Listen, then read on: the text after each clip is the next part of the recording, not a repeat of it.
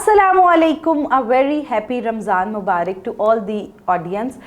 EFUM health forum, जहाँ रोज़ाना हम आपको मिलवाते हैं मुख्तलिफ हेल्थ प्रोफेशनल से, घर बैठे आपको बताते हैं बीमारियों और उनके सलूशन के बारे में।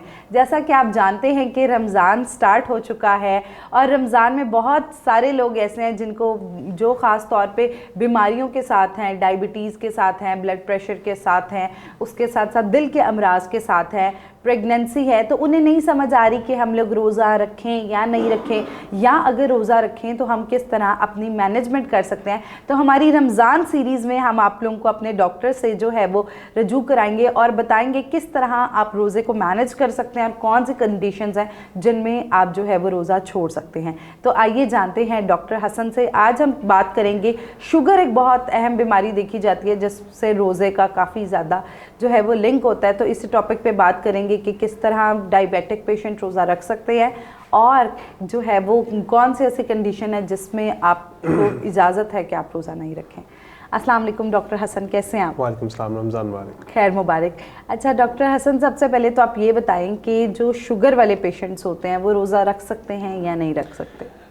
देखिए, इसके अंदर ऐसा होता है कि रमज़ान एक ऐसा महीना है जिसके लिए हम सारे इंतज़ार करते हैं मुसलमान होने के नाते कि उसको हम आए तो हम उसको सही तरीके से मना सकें, उसके अंदर अपनी इबादत कर सकें। रोज़ा उसमें से एक फ़र्ज़ी इबादत है।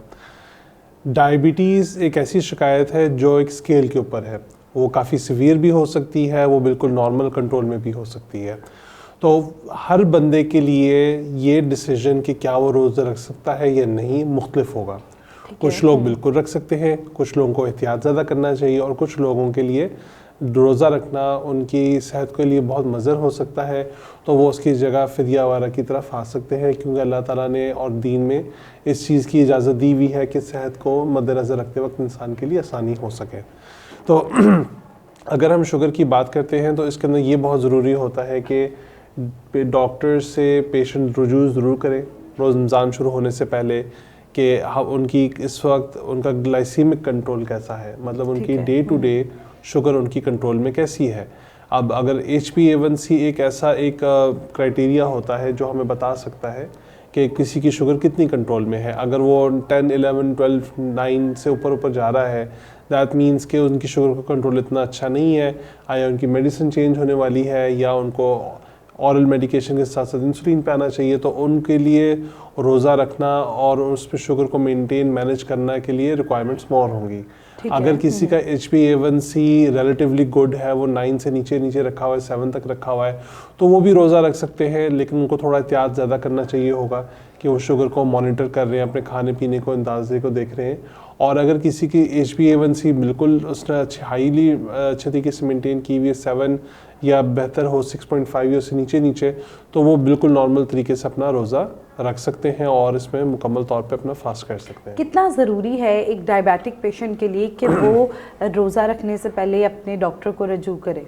देखिए, ये इसलिए ज़रूरी होता है क्योंकि बहुत ज़रूरी होता है, अगर जिस तरह का आपकी बात का जवाब दें, क्योंकि अगर कोई बंदा खाली ऑरल मेडिकेशन पे है, वो सुबह नाश्ते के टाइम अपनी गोली खाता है, वो रात के खाने के टाइम खाता है, तो वो टाइमिंग ही चेंज हो गई है। अब वो सहरी का टाइम हो गया है और इफ्तारी का टाइम हो गया और दरमियान में और टाइम हो गया है। तो बहुत मुमकिन होगा कि जब वो अपने डॉक्टर से रजू करेंगे तो इस दौरानिया में, चूँकि टाइम टेबल चेंज हो रहा है, डॉक्टर उनकी मेडिकेशन लेने का वक्त चेंज कर दें और उसकी डोजेज चेंज कर दें, ताकि हाइपोग्लाइसीमिया, मतलब कि जिसमें शुगर ज़्यादा लो हो जाती है, जो ख़तरे वाली बात हो सकती है, उसको अवॉइड किया जा सके, क्योंकि पूरा दिन उनका एक फास्ट चल रहा होगा। दूसरी जो इसमें ज़्यादा ज़रूरी चीज़ ये होती है कि डॉक्टर फिर उनकी बाकी जनरल हेल्थ को चेक करके उनको गाइड कर सकते हैं कि उनको किस तरीके से बेहतर केयर करनी चाहिए, और डॉक्टर उनको एजुकेट कर सकते हैं कि अपनी सेहत को रमज़ान में कैसे मेंटेन किया जा सके, जिस तरह हम भी इनको बताएंगे। अच्छा डॉक्टर हसन, अगर कौन सी ऐसी कंडीशंस हैं जिसमें डायबिटिक पेशेंट को रोज़ा अवॉइड करना चाहिए? अगर उनकी शुगर बिल्कुल भी कंट्रोल में नहीं है, वो इंसुलिन के ऊपर है, उनको पहले भी हाइपोग्लाइसीमिया के अटैक हुए हुए हैं, या वो सीरियसली अनवेल हैं, या फिर उनकी ऑलरेडी इस तरह की उनको मल्टीपल कोमॉर्बिडिटीज़ या क्रॉनिक कॉम्प्लिकेशंस हुई हुई हैं जो हमने पहले कवर की हुई हैं, कि डायबिटिक फुट हुआ है, उनको कैटरेक्ट की हुई से प्रॉब्लम हुई हुई है, वो हार्ट पेशेंट भी हैं जिसके अंदर मल्टीपल ऑर्गन में इश्यूज आ रहे हों, जिसके लिए मेडिकेशन उनका लेना ज़रूरी है, और वो थ्रू आउट द डे लेनी होती या टाइम्स ऐसे हैं कि वो फास्ट नहीं कर सकते, वो लोग फिर रोज़ा नहीं रख सकते। अच्छा, हम लोग the topic is very interesting, लेकिन जो है वो अपने लास्ट क्वेश्चन की जानिब चलते हैं कि अगर एक डायबिटिक पेशेंट ने रोज़ा रखना है तो वो कौन सी प्रिवेंटिव मेजर्स जो है उसे फॉलो करते हुए रोज़ा रखें? देखें, अगर एक डायबिटिक पेशेंट जो है वो अपनी रोज़ा रखना चाहता है तो वो उसको अल्लाह ने इस्ता दी कि वो रख भी सकता है उसको, तो कुछ एक्स्ट्रा केयर करनी चाहिए हाइड्रेशन को लेके। पानी का इस्तेमाल वो सहरी के टाइम, इफ्तारी के टाइम ज़्यादा करें। ऐसी फूड आइटम से परहेज़ करें जो कि शुगर को बहुत ज़्यादा स्पाइक करती है, जिस तरह स्टार्ची फूड हो गया, सॉफ्ट ड्रिंक्स हो गई, फ्राइड आइटम से भी एहतियात करना चाहिए। उनको ऐसे फूड आइटम लेने चाहिए, सब फ्रूट सारा हो गए, जूस से अवॉइड करना चाहिए जो कि शुगर के अंदर स्पाइक नहीं करते, आहिस्ता आहिस्ता उसको करते हैं। रोटी वाला अपना जैसा रूटीन में खाते हैं वो इस्तेमाल करें। मेडिसिन अपने टाइम से लें, जो भी डॉक्टर साहब ने उनको बताएंगे कि आपने ये करंट मेडिकेशन लेनी है। और एक जो ज़रूरी चीज़ ये है कि वो अपना जो एक्टिविटी वगैरह है उसको वो मेनटेन रखें। ठीक है। अगर तबीयत ख़राब होना महसूस हो रहा हो तो फ़ौरन अपनी शुगर चेक करें। शुगर ब्लड लैंसेट से और शुगर ग्लूकोमीटर से चेक करने से रोज़ा नहीं टूटता। तो दिन में मल्टीपल टाइम अपनी शुगर चेक कर सकते हैं। अगर उनको किसी वक्त भी लगे कि तबीयत ख़राब हो रही है या उनको किसी चीज़ की ज़रूरत महसूस हो रही है तो वो अपनी शुगर चेक करके अपने फास्ट को फिर वहीं पे मजबूरन उनको आयरन करना चाहिए ताकि सेहत की केयर की जा सके।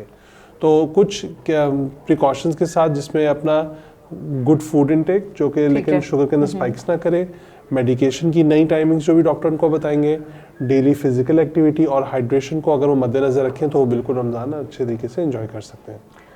डॉक्टर हसन हमारे साथ मौजूद थे। इन्होंने डायबिटिक पेशेंट्स के हवाले से जो है वो हमें कंप्लीट मालूमात दी कि अगर आपकी शुगर जो है वो कॉम्प्लिकेशन फेज़ पे है या आपको डायबिटिक न्यूरोपैथी है, नेफ्रोपैथी है या अनकंट्रोल्ड शुगर है, तो आपको चाहिए कि अगर आप रोज़ा रखना चाहते हैं तो आप डॉक्टर को रजू करके करें ताकि वो आपकी हेल्थ कंडीशन को कंट्रोल कर ले। वरना हमारा दीन जो है वो बहुत खूबसूरत है, ये इजाज़त देता है कि अगर आप बहुत सारी कॉम्प्लिकेटेड डिजीज़ में हैं तो आप अपने रोज़े का फिदिया अदा कर सकते हैं। उसके अलावा जैसे डॉक्टर हसन ने बताया कि डायबिटिक पेशेंट जो है वो by the help of glucometer अगर अपनी डायबिटीज़ जो है उसको चेक कर सकते हैं, उससे रोज़ा नहीं टूटता।